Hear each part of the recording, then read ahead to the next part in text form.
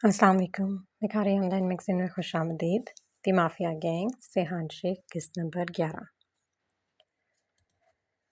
آپ کی چائے۔ فریحہ بیگم نے اپنے شوہر کی طرف ہاتھ میں پکڑے چائے کا کپ بڑھایا جو خیالوں کے سمندر میں غرق تھے۔ ان کی بات پر انہوں نے بے حد چونک کر اپنی بیگم کو دیکھا، پھر ان کے ہاتھ سے چائے کا کپ لے لیا۔ کیا کوئی پریشانی ہے آپ کو؟ اتنے کھوئے کھوئے سے رہتے؟ سب ٹھیک تو ہے نا؟ انہوں نے پریشانی سے اپنے شوہر کو دیکھا جن کے چہرے پر واضح فکر کے آثار تھے۔ ہماری بیٹی کچھ دنوں میں اس گھر سے رخصت ہو جائے گی۔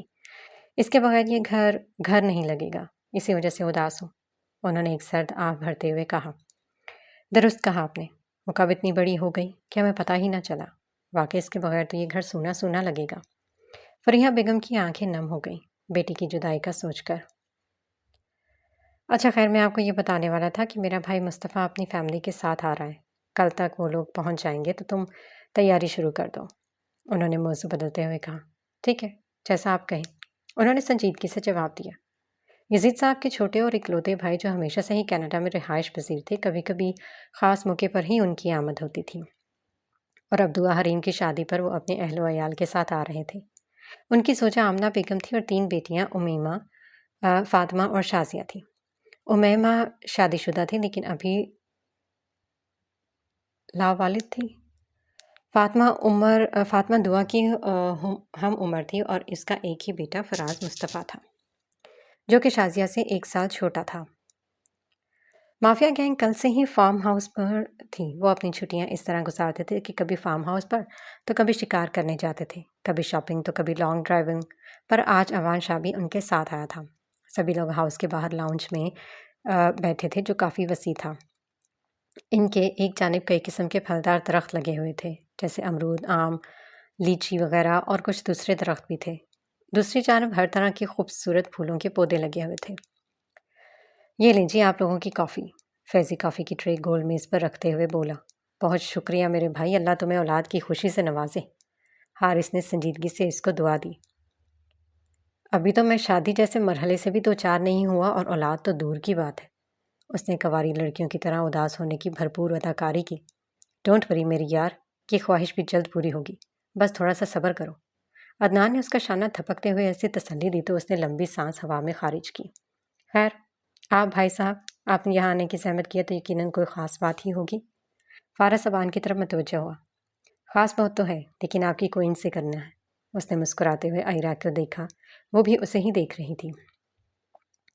سمجھ گیا، آپ ہمارے سامنے ہی گفتگو کریں گے یا آپ کو جو بھی بات کرنی ہے میرے بھائیوں کے سامنے کریں مسٹر شاہ؟ آئرہ اس کی بات درمیان میں ہی کاٹ کر ابان سے بولی۔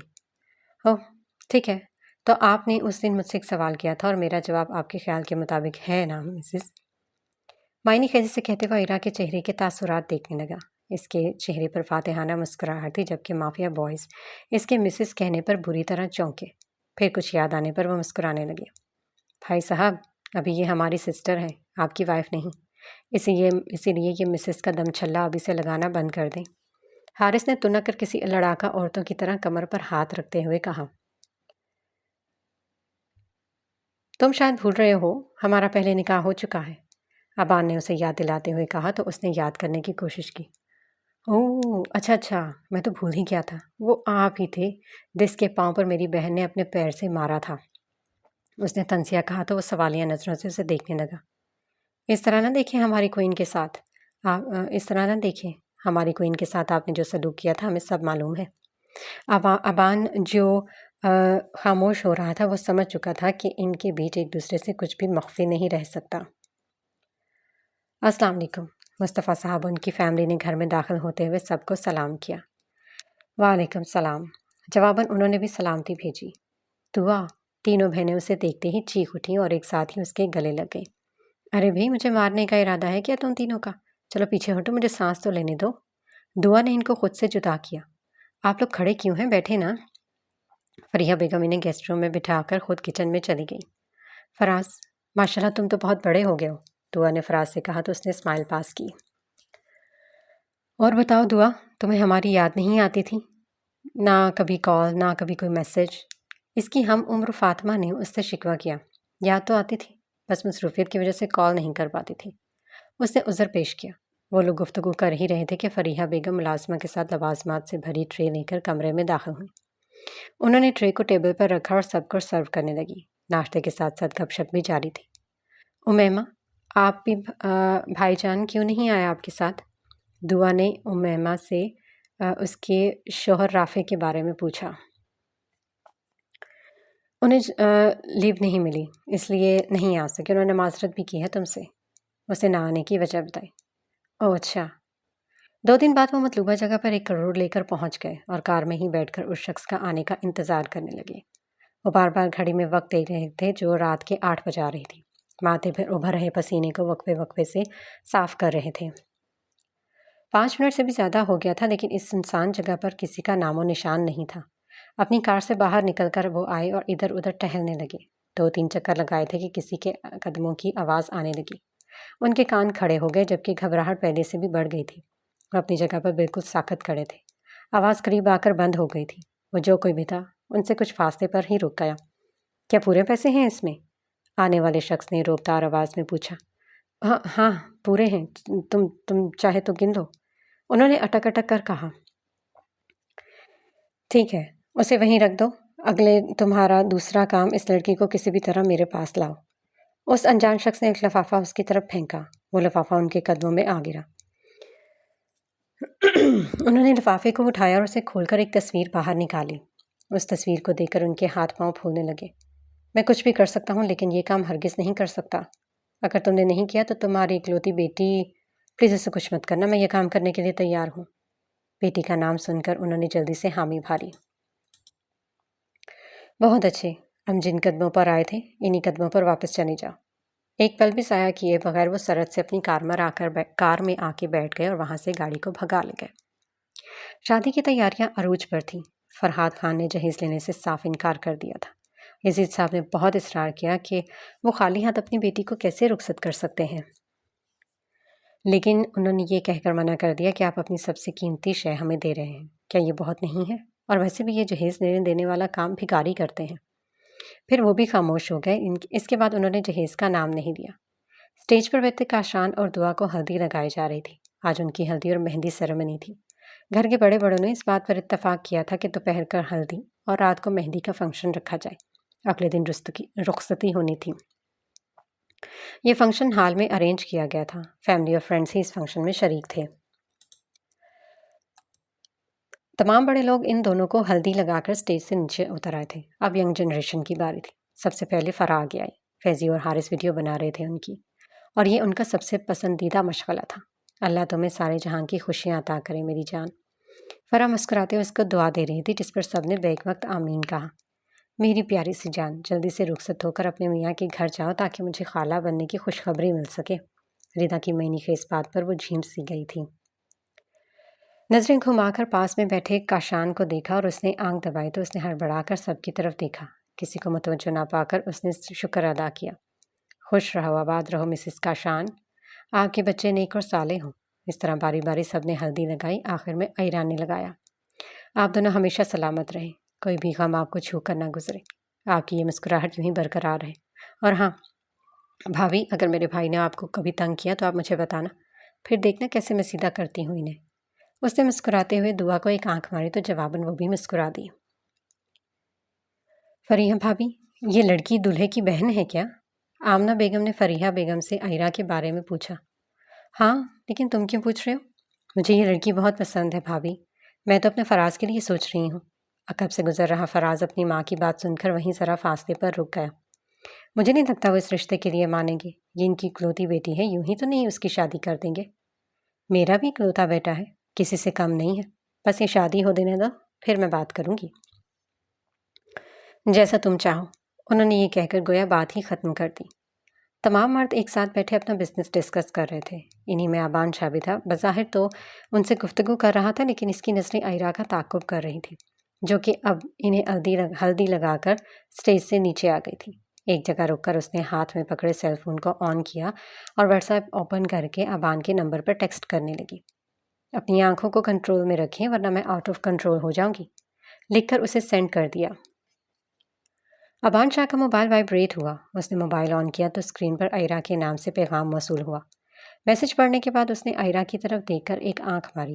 جواباً اس نے بھی سخت گھوری سے نوازا اور اس طرف جانے لگی جہاں اس کے بھائی لوگ اکٹھا تھے کہ تبھی وہ کسی سے ٹکرائی اور مقابل کے ہاتھ میں پکڑا ہوا مشروب اس کے اوپر گر گیا۔ اس نے نظر اٹھا کر دیکھا تو وہ کومل تھی۔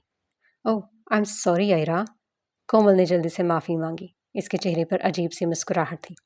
آئرا کو اس کی مسکراہٹ کے پیچھے کی وجہ سمجھ نہیں آئی اور سونے پر سہاگا اس نے معافی بھی مانگی۔ اٹس اوکے، اس نے لاپرواہی سے کہا اور اپنے دوپٹے کو دیکھنے لگی۔ اس کا پیلے رنگ کا پلازو سوٹ کا دوپٹہ داغدار ہو چکا تھا۔ یہ لباس ماما نے اسے تحفے میں دیا تھا۔ Dear are you okay? فارس جو کہ اسے ہی دیکھ رہا تھا اس کے پاس آتے ہوئے بولا۔ آئی ایم فائن برو، تم اس لڑکی پر نظر رکھو، مجھے کچھ گڑبڑ لگ رہی ہے، میں ابھی آتی ہوں۔ اس نے رازداری سے اس کے کان میں سرگوشی کی اور واش روم کی طرف بڑھ گئی۔ جب وہ واش روم کی طرف جانے لگی تو اس نے محسوس کیا کہ کوئی اس کے پیچھے ہے۔ واش روم کے پاس پہنچ کر ایک پل کے لیے اس نے پیچھے مڑ کر دیکھا لیکن وہاں کوئی نہیں تھا۔ پھر اسے اپنا وہم سمجھ کر وہ سر جھٹک کر اندر داخل ہو گئی۔ مشکل سے 2 منٹ ہی ہوئے ہوں گے کہ کوئی دروازہ کھول کر واش روم میں داخل ہوا۔ آئرا نے شیشے میں اس انجان شخص کو دیکھا جو کوئی ویٹر تھا، جو شیطانی مسکراہٹ کے ساتھ اس کو دیکھ رہا تھا۔ تم یہاں کیا کر رہے ہو؟ اس نے سخت لہجے میں پوچھا۔ میں تو یہاں تمہاری ہیلپ کرنے کے لیے آیا ہوں، وہ خباثت سے کہتے اس کی جانب بڑھنے لگا۔ اس نے کچھ کہنے کے لیے منہ کھولا ہی تھا کہ اس ویٹر نے اپنا بھاری ہاتھ اس کے منہ پر رکھ دیا۔ اس کی آواز اندر ہی دب کر رہ گئی۔ انکل پلیز میرے ساتھ آئیے۔ کومل بھاگتے ہوئے سلطان صاحب کے پاس پہنچی۔ وہ چہرے سے بہت گھبرائی ہوئی لگ رہی تھی۔ اس کی حالت دیکھ کر تمام لوگ اس کی طرف متوجہ ہو گئے۔ کیا ہوا کومل، سب ٹھیک تو ہے نا؟ اذلان شاہ نے فکر مندی سے پوچھا۔ نہیں، کچھ ٹھیک نہیں ہے، وہ آئرا ایک لمحے کے لیے کچھ کہتے کہتے رکی۔ میرے ساتھ آئے، میں آپ کو دکھاتی ہوں۔ اپنی بات مکمل کرتی وہ واش روم کی طرف بھاگی۔ اس کے پیچھے گھر کے سارے لوگ بھی واش روم کی طرف دوڑے۔ کاشان اور دعا بھی ان کی طرف لپ کے۔ آئیے باقی کے الفاظ منہ میں ہی رہ گئے۔ جب اس نے واش روم کا منظر دیکھا وہ بھونچکا رہ گئی۔ یہی حال گھر کے لوگوں کا بھی تھا۔ کبھی وہ آئرا کو دیکھتے جس کے ہاتھ میں خون سے سنا چاقو تھا، تو کبھی اس ویٹر کو دیکھتے جو کہ نہ جانے بے ہوش ہو گیا تھا یا مر گیا تھا، لیکن اس کی شکل ڈراؤنی لگ رہی تھی۔ اس کی دونوں آنکھوں کی جگہ اب گڈھا تھا جہاں سے خون بہہ رہا تھا اور دائنا ہاتھ کٹا ہوا تھا۔ آئرا نے اپنے گھر والوں کی طرف دیکھا جو سوالیہ نظروں سے اسے ہی دیکھ رہے تھے۔ وہ کچھ پوچھنا چاہتے تھے لیکن ان کی زبان ساتھ نہیں دے رہی تھی۔ بیٹا تم ٹھیک تو ہو نا؟ اور یہ سب کیا ہے؟ اس کی حالت تم نے کی ہے کیا؟ کافی دیر بعد جب سلطان صاحب کچھ کہنے کی حالت میں ہوئے تو انہوں نے پوچھا۔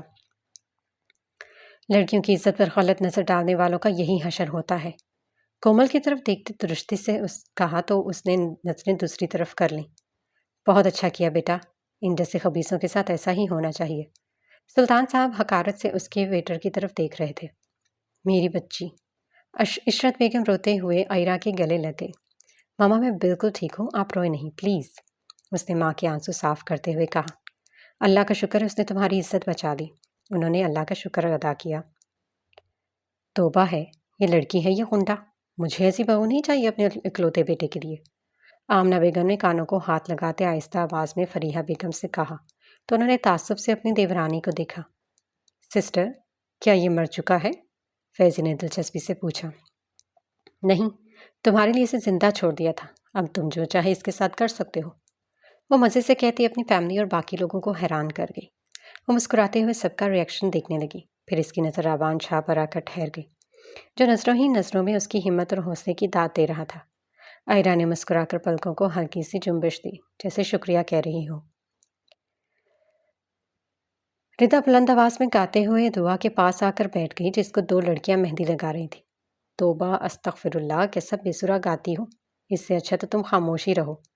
فرح نے اس کے گانے پر چوٹ کی تو وہ اسے خونخوار نظروں سے گھورنے لگی، لیکن تبھی اس کو کسی کی دبی دبی ہنسی کی آواز آئی۔ اس نے پیچھے پلٹ کر دیکھا تو عقب میں مافیا بوائز کھڑے تھے۔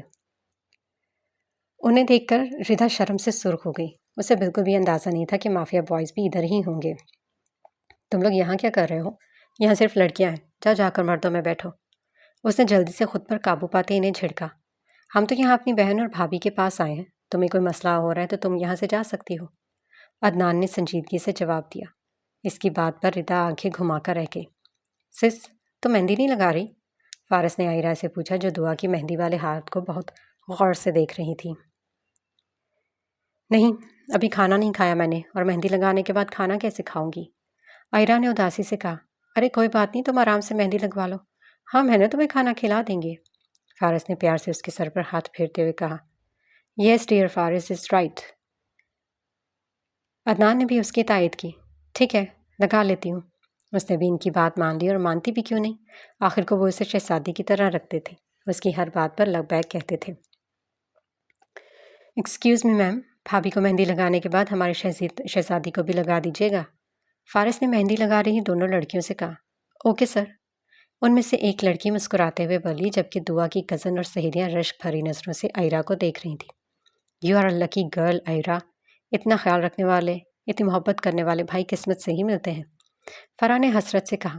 اور پھر شادی کے بعد یہی بھائی اپنا اصلی رنگ بھی دکھا دیتا ہے، اور ان کو صرف اپنی بیوی نظر آتی ہے۔ اسٹیج پر چڑھ رہی کومل نے طنزیہ کہا۔ بظاہر تو وہ مافیا گینگ سے کہہ رہی تھی، لیکن اس کی طنزیہ نظریں علینا پر تھیں۔ جن بھائیوں کی تمہاری جیسی بہن ہوگی تو ظاہر ہے وہ اپنا اصلی رنگ دکھائیں گے ہی۔ فیضی نے بھی دو بدو جواب دیا۔ اس کے جواب پر وہ تل ملا اٹھی۔ اسی لیے تم لوگ مجھے سحر لگتے ہو، کیونکہ ہر کسی کے معاملات میں ٹانگ اڑانا شاید تم لوگوں کی فطرت ہے۔ تو تم تو ہمیں کھا کر مر کیوں نہیں جاتی؟ حارث کے کہنے پر بے ساختہ ینگ جنریشن کا چھت پاڑ کہا گونجا۔ کومل نے کوئی جواب نہیں دیا۔ میں اپنی ایک ایک بے عزتی کا چن چن کر بدلا لوں گی، جتنا خوش ہونا ہے ہو جاؤ، بہت جلد میں تم لوگوں سے تم لوگوں کی یہ مسکراہٹ چھین لوں گی۔ کومل نے نفرت سے دل میں سوچا۔ حلیمہ بیٹا، آپ نے کچھ نہیں کھایا، تھوڑا سا کھا لیں، عشرت بیگم نے حلیمہ سے کہا، جو سب سے الگ ایک صوفے پر بیٹھی ہوئی تھی۔ مجھے بھوک نہیں ہے ماما، جب بھوک ہوگی تو کھا لوں گی، اس نے سہولت سے انکار کر دیا۔ ٹھیک ہے، لیکن کھانا ضرور ہے، بغیر کھائے نہیں سونا ہے، ٹھیک ہے؟ انہوں نے تنبیہ کرتے ہوئے کہا تو اس نے سر ہاں میں ہلایا۔ زی بھائی، اپنی نظروں کو قابو میں رکھیں۔ آئرہ نے 7 منٹ اس نشان سے سرگوشی کی، جس کی بے باک نظریں رباب کے چہرے کا طواف کر رہی تھیں۔ کھانے سے زیادہ اس کا دھیان رباب پر تھا۔ رباب بھی اس کی حرکت سے بے خبر نہیں تھی، وہ بھی گاہے بگاہے اس کی طرف دیکھ لیتی تھی۔ یہی تو نہیں ہو رہا مجھ سے، یہ کم بخت دل بھی قابو سے باہر ہو رہا ہے۔ اس نے دل پر ہاتھ رکھ کے محبت سے چور لہجے میں کہا تو آئرہ مسکرا دی۔ پھر دیر کس بات کی ہے؟ ماما بابا سے بات کریں، انہیں رشتے کے لیے بھیج دیں رباب کے گھر۔ وہ اس کے لیے رشتے کے لیے راضی نہیں ہوئے گا، اگر وہ کسی اور کو پسند کرتی ہو۔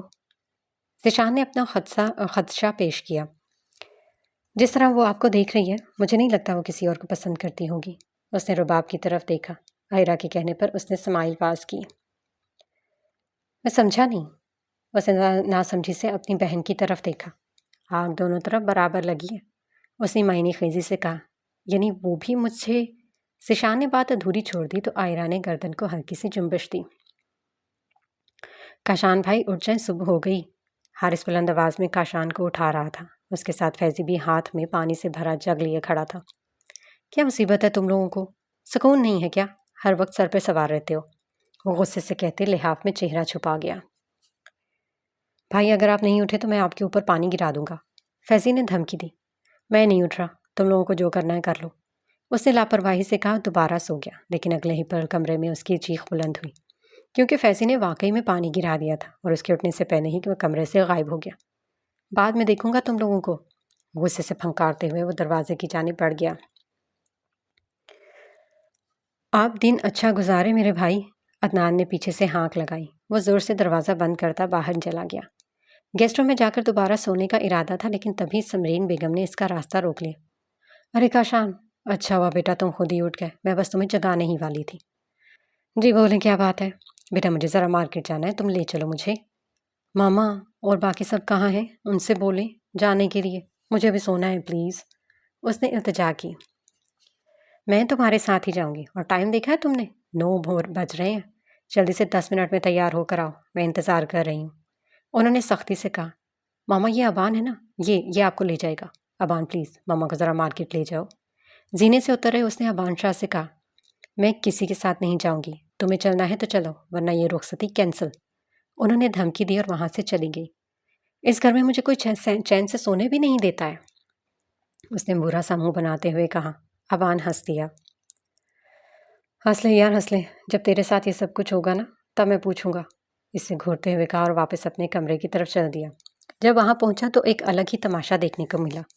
بھائی آپ اس کمرے میں رات تک انٹری نہیں کر سکتے، برائے مہربانی آپ کہیں اور تشریف لے جائیں۔ آئرہ بیچ دروازے میں کھڑی اس کا راستہ روکے تھی۔ وہ بری طرح جھنجھلایا ہوا تھا۔ میں اپنے ہی کمرے میں نہیں جا سکتا؟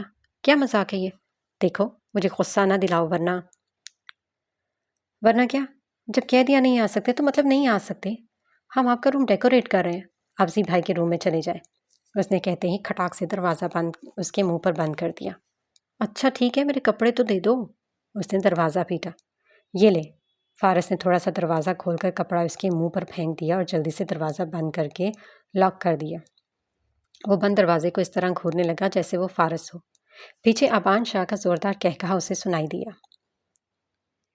یزید صاحب اور ان کی فیملی باراتیوں کے استقبال کے لیے دروازے پر ہی کھڑی تھی۔ دعا کی کزنس ہاتھوں میں گلاب کی ٹوکری لیے ہوئے تھی۔ خوش آمدید دلہا۔ باقی کے الفاظ منہ میں ہی رہ گئے کیونکہ دلہے کی بجائے ان کی فیملی اندر داخل ہو رہی تھی۔ ارے دلہا کہاں ہے؟ فاطمہ نے حیرانی سے پوچھا۔ وہ بس آتے ہی ہوں گے، آپ لوگ ہمارا ویلکم کر لیں۔ استحسان نے جواب دیا۔ کیا مطلب آتے ہی ہوں گے؟ انہیں تو آپ کے ساتھ ہونا چاہیے تھا نا؟ شازیہ نے تنک کر کہا۔ آپ کا انتظار ختم ہوا، دلہا اور دلہن تشریف لا رہے ہیں، حارث اور فیضی نے بلند آواز میں کہا تو ایک بار پھر سے سب کی نظریں دروازے کی جانب مبذول ہو گئیں۔ کاشان اور دعا ایک دوسرے کے ہاتھ میں ہاتھ ڈالے ہار میں داخل ہو رہے تھے۔ ان کے داخل ہوتے ہی فیضی اور حارث اپنے پسندیدہ مشغلے میں مصروف ہو گئے۔ باقی سب نے ہوٹنگ کی۔ دعا کی کزنس اور دوست اس کے اوپر گلاب کی پتیاں پھینک رہی تھیں۔ ماشاءاللہ بہت پیاری جوڑی ہے، اللہ ان کا ساتھ ہمیشہ سلامت رکھے، اللہ آپ کو نظر بد سے محفوظ رکھے۔ طرح طرح کے کمنٹس ہو رہے تھے تو انہوں نے مسکرا کر ایک دوسرے کی طرف دیکھا۔ سرخ قالین پر چلتے ہوئے وہ اسٹیج تک آئے اور اپنی مخصوص جگہ پر براجمان ہو گئے۔ انہوں نے دودھ پلائی کی رسم شروع کی۔ بھائی جان یہ لیں۔ فاطمہ نے دودھ سے بھرا گلاس کاشان کی طرف بڑھایا۔ ارے یہ اتنا زیادہ دودھ نہیں پیوں گا، اس نے برا سا منہ بنایا۔ آپ سے کس نے کہا ہے کہ پورا دودھ پینا ہے؟ صرف آدھا ہی پینا ہے۔ اس نے زبردستی گلاس اس کے ہاتھ میں پکڑایا تو مجبوراً اسے دودھ پینا ہی پڑا۔ بس بس اتنا کافی ہے، باقی کا دودھ ہماری دلہن کے لیے۔ اس نے کاشان سے گلاس لے کر دعا کی طرف بڑھایا۔ وہ حیرانی سے اپنی کزن کا منہ دیکھنے لگی۔ میرا منہ نہ دیکھو، یہ دودھ ختم کرو جلدی سے۔ نہیں میں نہیں پی سکتی، پلیز یہ ہٹاؤ میرے سامنے سے۔ اس نے صاف انکار کر دیا۔ وہ سب کے سامنے کاشان کا جھوٹا پینے میں آر محسوس کر رہی تھی۔ شرماؤ نہیں یار، شوہر کا جھوٹا پینے سے محبت بڑھتی ہے۔ چلو پی لو۔ کیا تم نہیں چاہتی کہ تمہارا یہ ہینڈسم شوہر تم سے پیار کرے؟ شازیہ کے بے باک بات پر اس نے آؤ دیکھا نہ تھا، جھٹ سے گلاس پکڑا اور ایک ہی سانس میں سارا دودھ پی گئی۔ اس کی حرکت پر ینگ جنریشن نے کہا لگایا تو اب اسے اپنی جلد بازی پر شرمندگی ہو رہی تھی۔ اوئے بس کرو تم لوگ، کیوں میری بیوی کو پریشان کر رہے ہو؟ کاشان نے اس کی کزنس کو آنکھ دکھاتے ہوئے کہا۔ او ہو بھائی کیا بات ہے، ابھی تو اس نے آپ کا جھوٹا پینا شروع کیا اور آپ کو پیارا نہیں لگا؟ امیمہ مزے سے کہتی دعا کو شرمانے پر مجبور کر گئی۔ اس کا چہرہ حیا سے سرخ ہو رہا تھا اور ایک بار پھر سے ینگ جنریشن نے کہا لگایا۔ تمام رسومات ادا کرنے کے بعد جب رخصتی کا وقت آیا، مسٹر اور مسز یزید کی آنکھیں نم ہو گئیں۔ میری جان، فریہ بیگم اپنی بیٹی کو سینے سے لگائے اشک بہا رہی تھی۔ ماما، تو ابھی ان کے ساتھ لگی رونے لگی۔ بیٹا بابا میں آپ کو بہت مس کروں گی۔ اب وہ روتے ہوئے اپنے بابا سے گلے مل رہی تھی۔ انہیں روتا ہوا دیکھ کر دعا کی کزنز اور سہیلیوں کی آنکھیں بھی نم ہو گئیں۔ یار یہ دلہنوں کو رونا ضروری ہوتا ہے کیا؟ پھر بعد میں اپنے میکے آتے ہوں تو اماں ابا کے پاس۔ عدنان نے آہستہ آواز میں ساتھ کھڑے فارس سے کہا۔ تو نہیں سمجھ سکتا ان کی فیلنگز، اس لیے خاموش رہ کر یہ سین انجوائے کر۔ ہاں تجھے تو جیسے کافی تجربہ ہے نا ان کی فیلنگز کا، اس نے گھورتے ہوئے کہا۔ جواباً وہ خاموشی رہا۔ ایک ایک کر کے وہ سب سے ملتے دلہا کی سجی ہوئی گار میں آ کر بیٹھ گئی۔ الوداعی کلمات ادا کرنے کے بعد بارات روانہ ہو گئی۔